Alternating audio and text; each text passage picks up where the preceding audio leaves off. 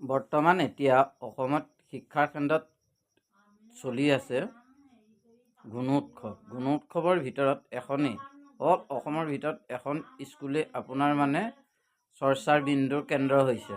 চাওঁচোন আহক কোনখন চৰ্চাৰ বিন্দুত পৰিছে সেই স্কুলখনৰ আৰম্ভ কৰা। হাঁহিতে না নেমাৰিবি মন, ইমান সৰু কথাতে মোক কিয় কৰ খং। হাঁহিতে না নেমাৰিবি মন, ইমান সৰু কথাতে মোক কিয় কৰ খং। পঢ়িম শুনিম ভালে কৈ মই ডাঙৰ মানুহ হম, তোকে তুলি ফুৰিবলৈ গাড়ী এখন লম।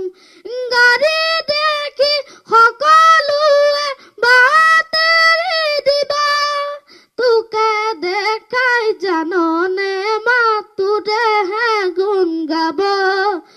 ঘৰে ঘৰে কাম কৰি ফুৰিছিলে যি, গাঁৱৰ মূৰৰ সেউতি যে আইৰ পুতে কি। হওঁ যদি ডাক্তৰ মই গাঁৱৰ হ'ব নাম, আমাৰ দৰে দুখীয়াৰে বেমাৰ হ'লে চাম। দেউতা দৰে নিদিওঁ কাকো অকালত মৰিব, সেৱা কৰিম নালাগে ধন আশীৰ্বাদ যাব। ভাগৰিলে জিৰাবলে আছে তোৰে চল, তোৰে এটি হাঁহিতেই পাওঁ হেজাৰ হাতীৰ বল। হাঁহিতে না নেমাৰিবি মন, ইমান সৰু কথাতে মোক কিয় কৰ খং। মুখ্যমন্ত্ৰীয়ে এই ভিডিঅ'টো শ্বেয়াৰ কৰিবলৈ বাধ্য হৈ গৈছে। ইমানেই এটা সুন্দৰ, ইমান এটা ধুনীয়া, ক'বলৈ মানে ভাষা নাই, বুজাবলৈ মানে ভাষা নাই, ইমানেই সুন্দৰ গাইছে। আহকচোন এতিয়া আমি সেই ছাত্ৰজনৰ মুখেৰে ভাওনা বচন এফাকি শুনি পাওঁ।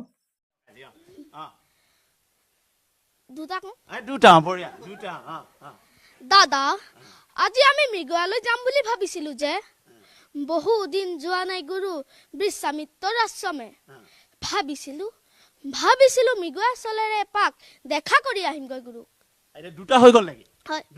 ভৱিষ্যতে তেওঁ আগবাঢ়ি যাওক, তাৰে আমি ভগৱানৰ ওচৰত বিনম্ৰ অনুৰোধ জনাইছোঁ, তেওঁ আৰু আগবাঢ়ি যাওক।